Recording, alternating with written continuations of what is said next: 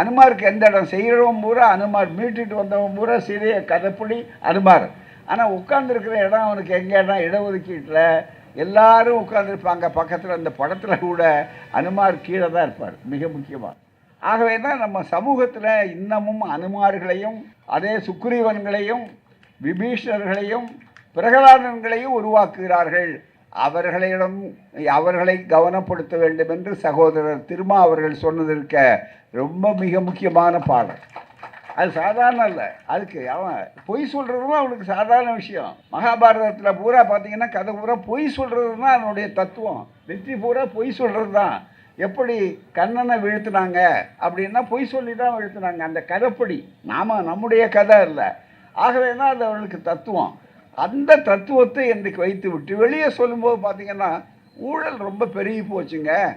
அந்த ஊழல் இல்லாத ஒரு தத்துவத்தை உருவாக்குறதுக்கு தான் நீட் தேர்வு என்று சொன்னார்கள். இன்றைக்கு காலையில் வந்திருக்கிற ஒரு செய்தி, டைம்ஸ் ஆஃப் இந்தியா, நம்ம டைம்ஸ் ஆஃப் இந்தியாவில் வந்திருக்கிற செய்தி, homeopath pays ₹16 lakhs for MBBS seats, gets degree in a month. இதாங்க ஊழலை ஒழிக்கிற அரசாங்கம். ஊழலை ஒழிக்கிறதுக்காக தான் 3வது முறை வந்திருக்காரு அவர். ஊழலை ஒழிக்கிறவர் எங்கே தெரியுங்களா? குஜராத்தில். அதுதான் வேடிக்கை. அகமதாபாத். இந்த செய்தி சுருக்கமாக உங்களுக்கு அதை மட்டும் சொல்கிறேன், விளக்க வேண்டியதில்லை. Ahmedabad, even as the uproar over the alleged irregularities of NEET.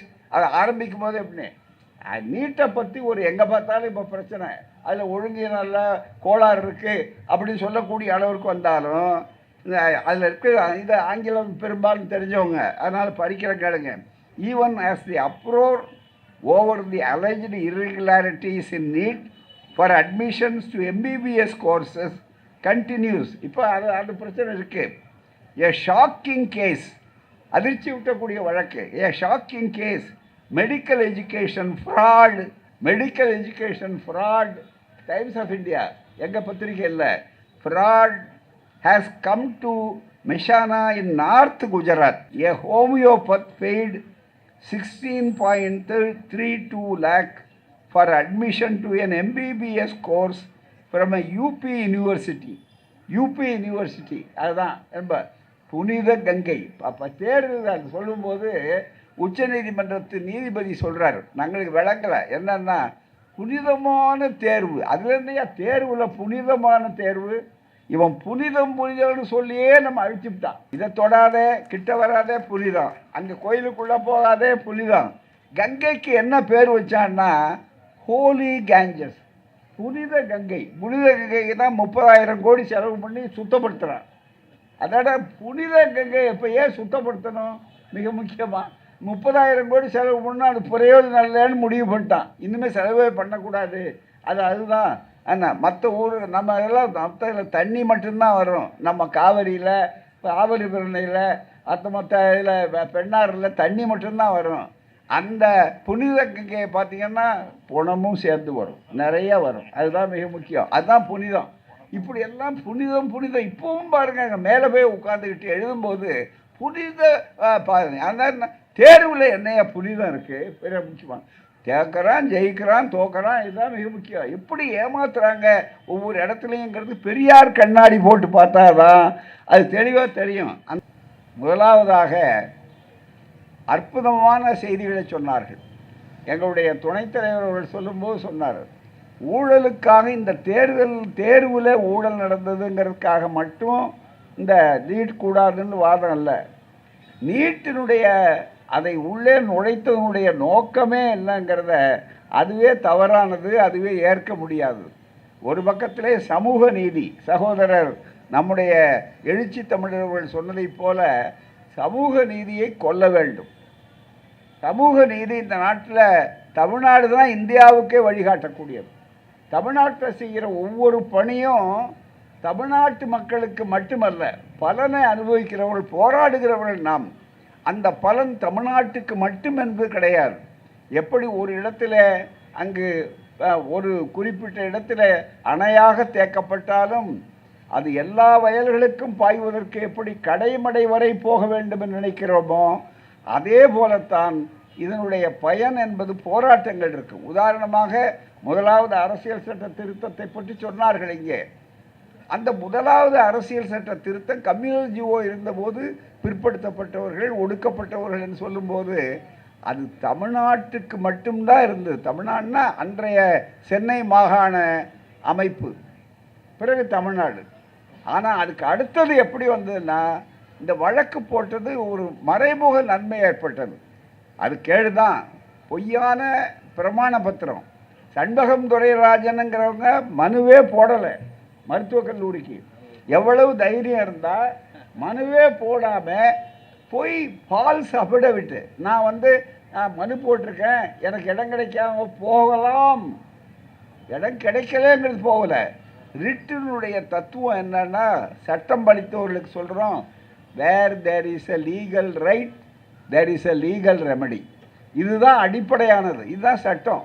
மிக முக்கியம், உரிமை இருந்தால்தான் அங்கே உங்களுக்கு தீர்வு வேணும்னு கேட்க முடியும். உரிமையே இல்லாத போது நீங்கள் அதை உரிமை கொண்டாட முடியாது, தீர்வு கேட்க முடியாதுங்கிற சட்டம். ஆனால் அதெல்லாம் மறைச்சிட்டாங்க. ஆனால் எப்பேற்பட்டவர்கள் அவர்கள் இருப்பார்கள், என்ன செய்வார்கள் சொன்னார் பாருங்கள் சகோதரர் கொஞ்ச நேரத்துக்கு முன்னால். எதையும் செய்வார்கள்ங்கிறதுக்கு அடையாளம் இதுவும் உதாரணம். அதில் அரசியல் சட்டத்தை எழுதினவரே ஹைகோர்ட்டில் வாதாடுறார். அதே அல்லாடி கிருஷ்ணசாமி ஐயர் பொய்யான அஃபிடவிட் கொடுத்த ஒரு பெண்ணுக்காக உச்சநீதிமன்றத்திலையும் வாதாடுகிறார். நம்ம ஆட்கள்லாம் அவ்வளோ பெரிய நிலைக்கு போன பிற்பாடு கோர்ட்டுக்கே வரமாட்டாங்க. காரணம், மான ஈனம் முக்கியம் அல்ல அவங்களுக்கு, அவங்களுடைய இனமானந்தான் முக்கியம், அவங்களுடைய சுயநலம்தான் முக்கியங்கிறத வழிகாட்டக்கூடியவள். அப்படி வருகிற நேரத்தில் அப்படி நடந்தது மிக முக்கியமாக. அதே மாதிரி இந்த இடஒதுக்கீட்டில் முன்னால் மனு தர்மத்தை காப்பாற்றணும். அதுதான் அழகாக சொன்னார், சமூக நீதியை கொல்லணும். அடுத்தது சகோதரர் TKS இளங்கோவன் சொன்ன ஒரு கருத்து ரொம்ப ஆழமானது. என்னன்னு கேட்டால், ஒவ்வொருத்தரும் ஒவ்வொரு கருத்தை சொன்னாங்க. ஜவஹர்லால் ஒரு கருத்தை சொன்னார். ஒவ்வொருவரும் ஒவ்வொரு கோணத்தில் பல கோணங்களில் ஆய்வு செய்திருக்கிறார்கள். இது சாதாரண வகுப்பு அல்ல. இந்த மாதிரி ஒரு அரசியல் வகுப்பு பொதுக்கூட்டம் போட்டு ஊடகங்கள் அதை பரப்பி செய்வதே இந்தியாவிலேயே தமிழ்நாடு மட்டும்தான் உண்டு. அதை முதலில் அதை துவக்கிய பெருமை ஆய்வாளர்கள் எழுதுகிறார்கள், பெரியார் தான் செய்தார், திராவிட இயக்கம் தான். எந்த பிரச்சனைனாலும் உடனே மக்கள்கிட்ட போவாங்க.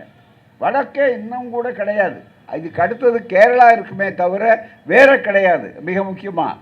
அப்படிப்பட்ட ஒரு சூழ்நிலையிலே இது அற்புதமான அளவுக்கு வந்திருக்கிறார்கள். இவர்கள் சொல்லும்போது சொன்னார்கள், இது ஒரு சைக்கலாஜிக்கல் வார்.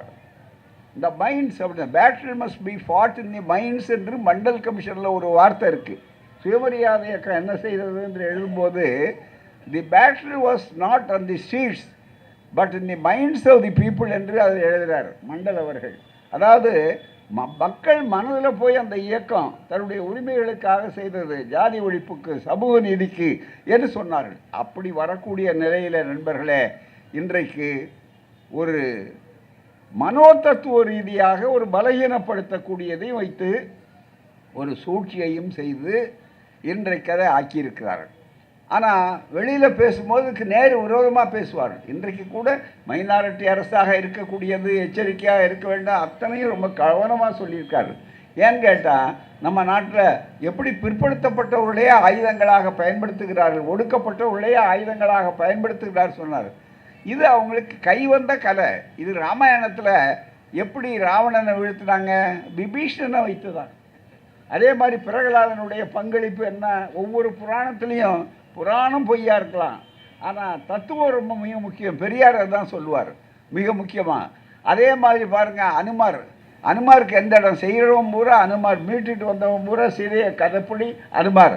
ஆனால் உட்கார்ந்துருக்கிற இடம் அவனுக்கு எங்கே இடம், இடஒதுக்கீட்டில் எல்லாரும் உட்கார்ந்துருப்பாங்க பக்கத்தில். அந்த படத்தில் கூட அனுமார் கீழே தான் இருப்பார் மிக முக்கியமாக. ஆகவே தான் நம்ம சமூகத்தில் இன்னமும் அனுமார்களையும், அதே சுக்ரீவன்களையும், விபீஷணர்களையும், பிரகலாதன்களையும் உருவாக்குகிறார்கள். அவர்களை கவனப்படுத்த வேண்டும் என்று சகோதரர் திருமா அவர்கள் சொன்னதற்க ரொம்ப மிக முக்கியமான பாடம். அது சாதாரண இல்லை. அதுக்கு அவன் பொய் சொல்கிறதும் அவனுக்கு சாதாரண விஷயம்.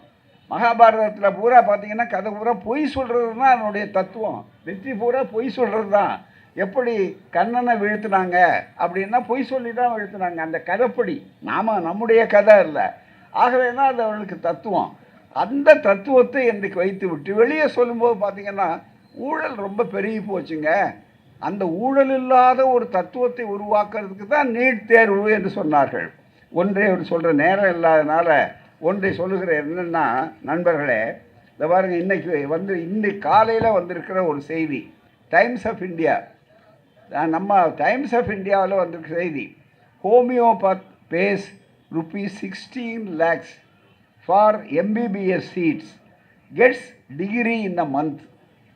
இதாங்க ஊழலை ஒழிக்கிற அரசாங்கம். ஊழலை ஒழிக்கிறதுக்காக தான் 3வது முறை வந்திருக்கார் அவர். ஊழலை ஒழிக்கிறவர் எங்கே தெரியுங்களா? குஜராத்தில். அதுதான் வேடிக்கை. அகமதாபாத். இந்த செய்தி சுருக்கமாக உங்களுக்கு அதை மட்டும் சொல்கிறேன், விளக்க வேண்டியதில்ல. Ahmedabad, even as the uproar over the alleged irregularities of NEET. அதை ஆரம்பிக்கும் போது எப்படின்னு நீட்டை பற்றி ஒரு எங்கே பார்த்தாலும் இப்போ பிரச்சனை, அதில் ஒழுங்கு நல்ல கோளாறு இருக்குது அப்படின்னு சொல்லக்கூடிய அளவிற்கு வந்தாலும் அதில் இருக்கிற இது ஆங்கிலம் பெரும்பாலும் தெரிஞ்சவங்க, அதனால் படிக்கிற கேளுங்க. Even as the uproar over the alleged irregularities in need for admissions to MBBS courses continues. இப்போ அது பிரச்சனை இருக்குது. ஏ ஷாக்கிங் கேஸ், அதிர்ச்சி விட்டக்கூடிய வழக்கு. A shocking case, medical education fraud. Times of India, எங்கள் பத்திரிகை இல்லை, fraud has come to Mehsana in North Gujarat. A homeopath paid 16.32 lakh for admission to an MBBS course from a UP university. அதுதான் ரொம்ப புனித கங்கை. அப்போ தேர்வு சொல்லும்போது உச்சநீதிமன்றத்து நீதிபதி சொல்கிறார், நாங்களுக்கு விளங்கலை என்னன்னா புனிதமான தேர்வு. அதுலேருந்தையா தேர்வில் புனிதமான தேர்வு? இவன் புனிதம்னு சொல்லியே நம்ம அழிச்சுட்டான். இதை தொடாதே, கிட்ட வராதே, புனிதம். அங்கே கோயிலுக்குள்ளே போகாதே, புனிதம். கங்கைக்கு என்ன பேர் வச்சான்னா ஹோலி கேஞ்சஸ், புனித கங்கை. புனித கங்கைக்கு தான் 30,000 கோடி செலவு பண்ணி சுத்தப்படுத்துகிறான். அதோட புனித கங்கை எப்போ ஏன் சுத்தப்படுத்தணும்? மிக முக்கியமாக 30,000 கோடி செலவு பண்ணால் அது பிரயோஜனம் இல்லைன்னு முடிவு பண்ணிட்டான். இன்னுமே செலவே பண்ணக்கூடாது. அதுதான் ஆனால் மற்ற ஊர் நம்ம இதெல்லாம் மற்ற தண்ணி மட்டும்தான் வரும். நம்ம காவிரியில், ஆவரி பிரணையில், மற்ற இதில் பெண்ணாறில் தண்ணி மட்டும்தான் வரும். அந்த புனித கங்கையை பார்த்திங்கன்னா புணமும் சேர்ந்து வரும், நிறைய வரும். அதுதான் மிக முக்கியம், அதுதான் புனிதம். இப்படி எல்லாம் புனிதம்.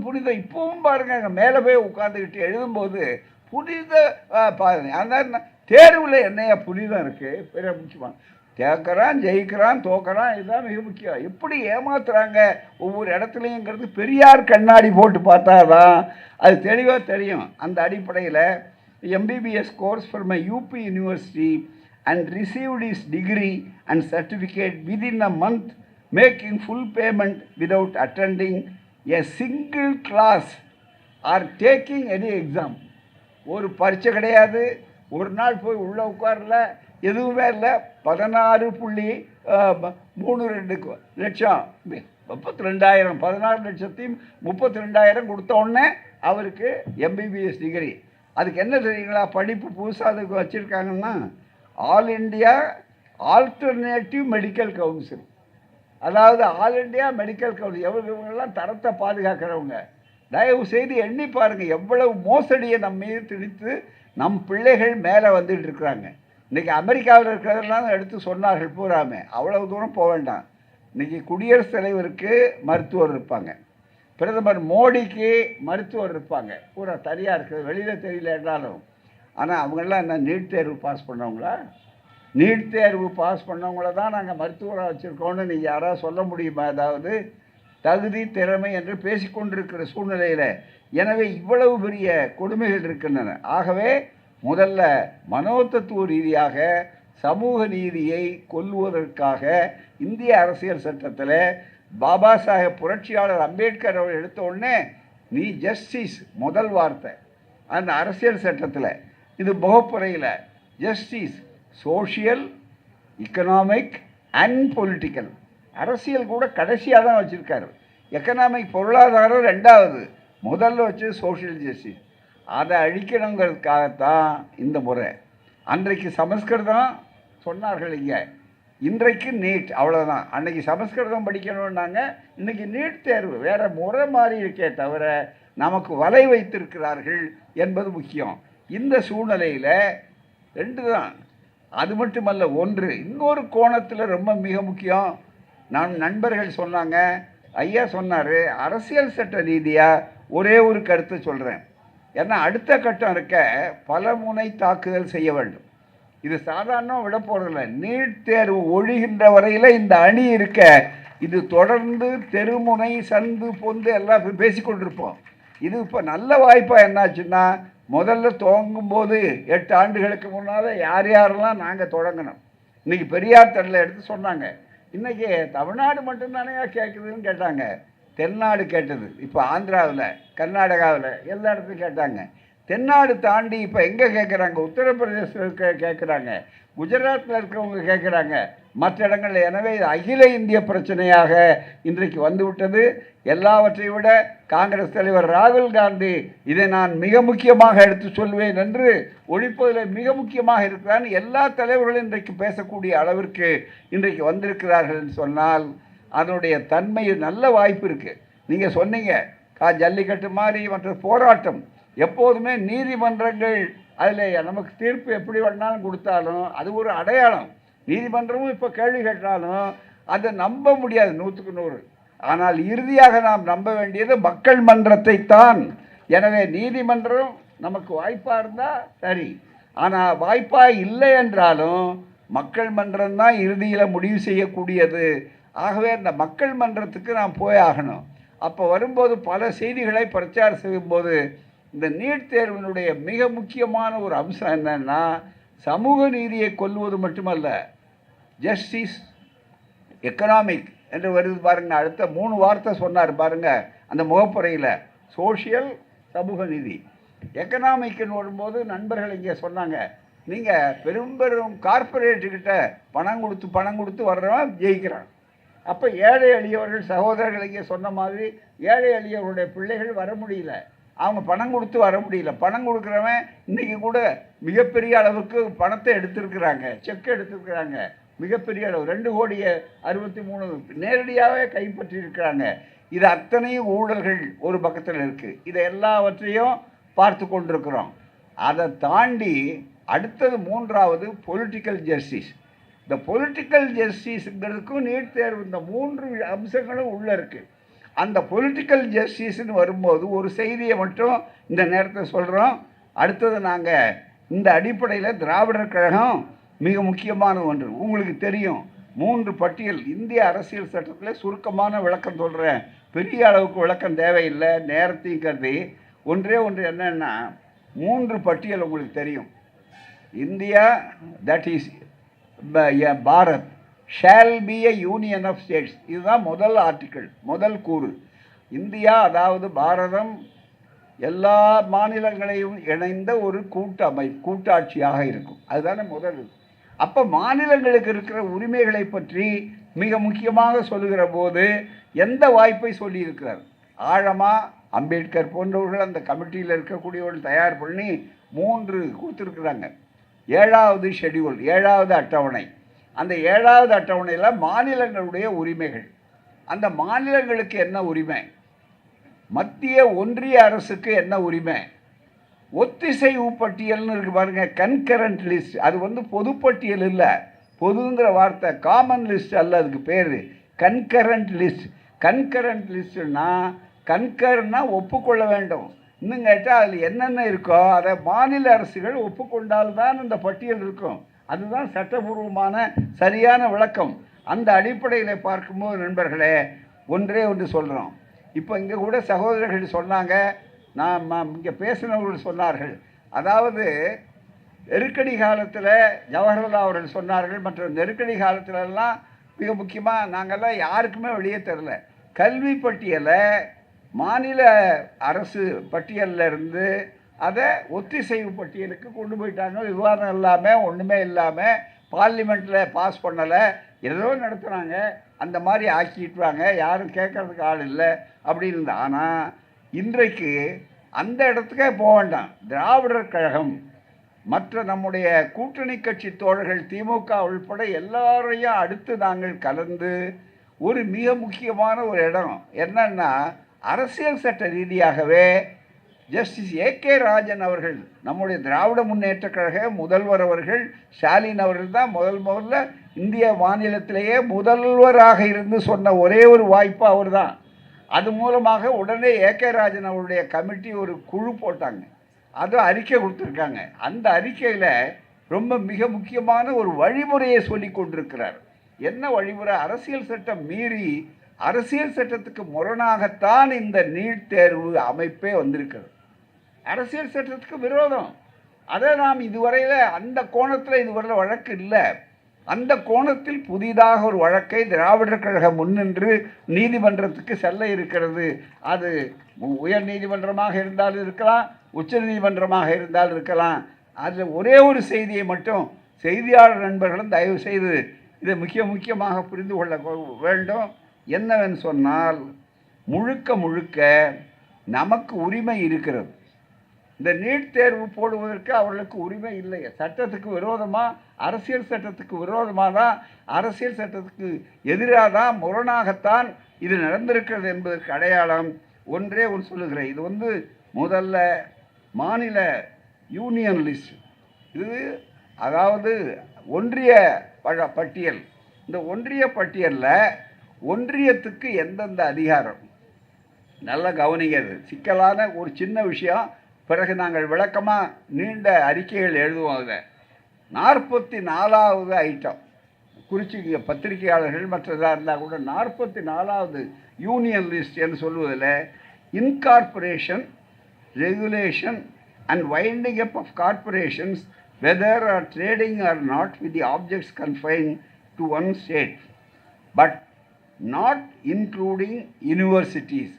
பல்கலைக்கழகங்களை தவிர மீதி இடத்துல ஒழுங்கு பண்ணலாம், சரிப்படுத்தலாம் அப்படிங்கிறதுக்கு 44வது ஐட்டமாக யூனியன் ஒன்றிய அரசாங்கத்தில் இருக்குது. அதாவது இப்போ மறுபடியும் நீங்கள் படிக்க வேண்டுமானா மீதி நீளமாக படித்தா கொஞ்சம் சட்ட விளக்கங்கள் இருக்கும், கோர்ஸ் மாதிரி போகலை, எளிமையாக புரியறதுக்காக சொல்கிறேன்.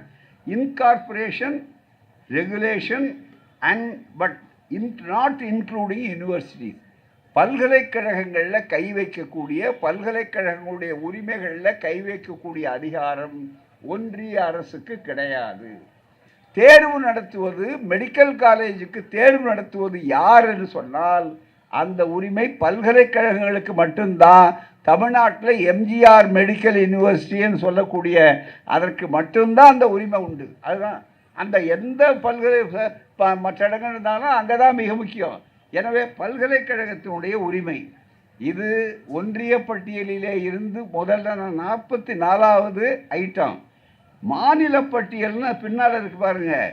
மாநில பட்டியலே மற்ற மாற்றங்கள் வந்தாலும் கூட இரண்டாவது அதே சொற்கள், இதில் 44ல் என்ன சொற்களை பயன்படுத்தி இருக்கிறார்களோ அதே சொற்கள் 32 ஐட்டம் மாநில பட்டியலில். Incorporation, regulation and winding of corporation, அதில் என்ன இருந்ததோ அதே வார்த்தை. Other than those specified in list 1, other than those specified list 1, அந்த 44ஓட சேர்த்து அதை இங்கே கூப்பிட்டு சொல்கிறாங்க. அண்ட் யூனிவர்சிட்டிஸ், இன்கார்பரேட்டட் ட்ரேடிங் லிட்டரரின்னு சொல்லி மிக முக்கியமாக அதர் தேன் தோஸ் என்று சொல்லி சொசைட்டிஸ், கோஆபரேட்டிவ் சொசைட்டிஸ் என்று இதுலேயும் தெளிவாக அதில் இருக்க முடியாது, பல்கலைக்கழகங்களில் கை வைக்க முடியாது என்று சொல்கிறார். ஆனால் துணிந்து சட்டவிரோதமாக யாரோ சொன்னாங்க, அது முகமைன்னு வைக்க முடியாது. இந்த மிக முக்கியமாக ஏஜென்சி எம்டிஏ என்று சொல்கிறாரோ மெடிக்கல், இந்த மிக முக்கியமாக தேர்வு முகமையா நேஷ்னல் என்டிஏ என்று சொல்லுவதற்கு பாருங்கள், சட்டவிரோதமான அமைப்பு, சட்டவிரோதம், அதுக்கு அரசியல் சட்டத்துக்கு நேர் விரோதமானது. இந்த செய்தியை திராவிடர் கழகம் முன்னால் நிற்கும் நம்முடைய தோழர்கள் கட்சிகள் எத்தனை பேர் வரணும். முதல்ல நாங்கள் அப்படித்தான் முதல்ல நீட்டுக்கு ஒரு போட்டு இடஒதுக்கீட்டில் நம்ம எல்லாரும் வெற்றி பெற்றோம். மற்றவர்களெல்லாம் உச்சநீதிமன்றத்தில் போட்டாங்க, நாங்கள் திராவிடர் கழகம் இங்கேயே போட்ட உடனே அன்றைக்கு இருந்த தலைமை அவங்க நீதிபதி சொன்னார், நீங்கள் மாநிலத்தில் போய் போடுங்கன்னாங்க. அப்போ எல்லாரும் மற்றவங்க இங்கே வந்தாங்க. அது பிறகு நடந்து தான் பெரிய விளைவு வந்தது. இந்தியா பூராவில் நம்ம முதல்வர் எல்லாமே திமுக உட்பட வந்தது. ஆகவே அது மிக முக்கியமானது. எனவே சட்ட போராட்டம் ஒரு பக்கத்தில் தொடரும். அவர் சொன்ன மாதிரி விட்டு போனதல்ல, இது ஒரு நல்ல தொடக்கம். அதற்கு அடுத்தபடியாக நண்பர்களே, தொடர்ந்து இது மாதிரி பிரச்சாரங்களை செய்து கொண்டிருக்கிற நேரத்தில் மிக முக்கியமாக இன்றைக்கு நாங்கள் அடுத்த கட்டத்தில் எது வருகிறோம் என்று சொன்னால் நண்பர்களே, மிக முக்கியமாக ஒரு அறிவிப்பு என்னன்னா, திராவிடர் மாணவர்கள் இன்றைக்கு இளைஞர்கள் எல்லா மாணவர்களும் ஒன்றுபட்டிருக்கோம். அது கம்யூனிஸ்ட் கட்சி மாணவர்களாக இருக்கலாம், விடுதலை சிறுத்தைகள் மாணவர்களாக இருக்கலாம், இந்திய கம்யூனிஸ்டாக இருக்கலாம், மார்க்சிஸ்டாக இருக்கலாம், திமுக மாணவர்கள் எல்லாரும் ஒரே அளவுக்கு இதில் ஒன்றா இருக்காங்க. எப்படி தலைவர்கள் இருக்காங்களோ இது நாளாக நாளாக விரிவாகும். நன்றாக நினைவில் வைத்துக்கொள்ள இளைஞர்கள் தயாராக இருக்கிறார்கள். மெரினா இன்னமும் காலியாக தான் இருக்குது. கடல் ஒன்றாங்க கொண்டு போகலை. ஞாபகம் வைத்துக்கொள்ள வேண்டும் பூராமே. மிக முக்கியமாக அப்படிப்பட்ட ஒரு சூழ்நிலையில் இங்கே 5 குழுக்களை வருகிற நாங்கள் ஒன்றும் இந்த சூடு ஆறக்கூடாது. அதுதான் மிக முக்கியம். இதோ மேலே மேலே மேலே எப்படி இரும்பு அடிக்கிறதுக்கு மேலே மேலே அடிச்சுக்கிட்டே இருக்கணுமோ அதே மாதிரி எங்களுடைய போராட்டம் என்பது இருக்கிறது தொடர்ந்து கொண்டே இருக்கும். அதில் எங்களுக்கு வேறு வேலையே கிடையாது. அவங்க உள்ளே போயிட்டாங்க பார்லிமெண்ட்டுக்குள்ளே ஏவுகணைகளாக போகிறாங்க. இவங்க சாதாரணம் அல்ல. அதனால் திருமாவை பார்த்தா அவங்களுக்கு அந்த நடுக்கம். அதே மாதிரி ராசாவை பார்த்தா அதை விட நடுக்கம். கனிமொழியை பார்த்தா இன்னும் நடுக்கம். காங்கிரஸ் தலைவர்களை பார்த்தாலும் நடுக்கம். இவங்களை ஒட்டு மொத்தமாக எல்லாத்தையும் சேர்த்து ராகுல் காந்தி பார்த்துக்கிறாரு. அதுதான் ரொம்ப மிக முக்கியம். ஆகவே ஒரு பெரிய வாய்ப்பு இருக்கிறது. இப்போ அவங்க என்னதான் அவர்கள் வித்தைகள் காட்டினாலும் கூட மக்களுக்கு தெரியக்கூடிய அளவிற்கு இருக்கும்போது மிக முக்கியமாக நீட் தேர்வு ரத்து செய்ய ஒன்றிய அரசை வலியுறுத்தி திராவிடர் கழக இளைஞரணி, திராவிட மாணவர் கழகம் தமிழ்நாடு தலைவர் அளவில் மாபெரும் இருசக்கர வாகன பிரச்சார பரப்புரை பயணம் வருகிற 11ஆம் தேதியிலிருந்து தொடங்கும். 11ஆம் தேதி விட்டுற மாதிரி இல்லை. இன்றைக்கி தேதி வருகிற 11ஆம் தேதியிலிருந்து தொடங்கி 5 குழுக்கள். ஒரு குழு கன்னியாகுமரியிலேருந்து கிராமங்கள் மற்ற இடங்கள்லாம் இருந்து கன்னியாகுமரியிலேருந்து வரும். இன்னொரு குழு ராமநாதபுரத்திலிருந்து தொடங்கி சேலம் வரும். கன்னியாகுமரியிலிருந்து தொடங்கி சேலம் வரும். ராமநாதபுரத்திலிருந்து அடுத்த குழு தொடங்கி வரிசையாக எல்லா பகுதிகள், நகரங்கள், கிராமங்கள் பிரச்சாரம் செய்து கொண்டு அது சேலத்துக்கு வந்து சேரணும். புதுச்சேரியிலிருந்து அடுத்த குழு அந்த பகுதிகளெலாம் சேர்ந்து பிரச்சாரம் செய்து கொண்டு சேலத்துக்கு வரும். அடுத்தது 4வது குழு தாராபுரத்திலிருந்து, கோவை தாராபுரம் உடுமலைப்பேட்டை பக்கம், அதிலிருந்து புறப்பட்டு மற்ற இடங்களில் வந்து மிக முக்கியமாக சேலத்துக்கு வரும். சென்னையிலிருந்து சேலத்துக்கு குழுக்கள் செல்லும். ஆகவே 5 குழுக்கள் செல்கிறோம். 15ஆம் தேதி இருசக்கர வாகன பிரச்சாரம். மற்ற அமைப்புகள் வந்து கலந்துக்கிட்டாலும் நாங்கள் ரொம்ப மகிழ்ச்சியாக வரவேற்போம். திராவிட கழகம் தான் செய்யணும்னு அவசியம். எல்லோரும் நம்ம ஒன்று தான். ஒரு உருவம் கொடுக்கணுங்கிறதுக்காக தான் அந்த வாய்ப்பு. ஆகவே கட்டுப்பாடாக, யாருக்கும் தொல்லை இல்லாமல், பொது சொத்துக்கு நாசம் இல்லாமல், பொது ஒழுங்குக்கு, பொது அமைதிக்கு கேடு இல்லாமல் அறவழிப்பட்ட முறையில் பிரச்சாரம், இந்த துண்டு வெளியீடுகள், வீட்டுக்கு வீடு, கடைக்கு கடை, இது அத்தனையும் பிரச்சாரத்தை செய்து கொண்டு போவோம். ஜூலை 15 கல்வி வள்ளல் காமராசர் அவர்களுடைய அந்த பிறந்த நாள் அன்றைக்கு எல்லா அமைப்புகளும் சேர்ந்து இதே மாதிரி எல்லா தலைவர்களில் யார் யாருக்கு வாய்ப்பு இருக்கிறதோ அவர்கள் எத்தனையும் சேர்ந்து சேலம் செயலாற்றும் காலம் என்று சொன்னார் அண்ணா அவர்கள். அது மாதிரி அங்கே சேலத்தில் சேருவோம். அங்கே நாங்கள் எல்லாரும் சேர்ந்துக்குவோம். மீதி இடத்துலலாம் அவரவர்கள் எங்கெங்கே வாய்ப்பு இருக்கிறதோ தலைவர்களையும் கேட்டுக்கொள்ளுகிறேன். அந்தந்த அமைப்புகள் சார்பாக நீங்கள் எல்லோரும் உங்களுடைய பேராதரவு தேவை, பெற்றோர்களுடைய பேராதரவு தேவை, ஊடகத்தினுடைய பேராதரவு தேவை. எனவே இந்த தேவை என்பது எங்களுக்காக அல்ல, உங்களுக்காக, வருங்கால சந்ததிக்காக. நிகழ்கால நம்ம சமூக நீதி இல்லையானால் சமூக நீதி எங்கோ போய்விடும்.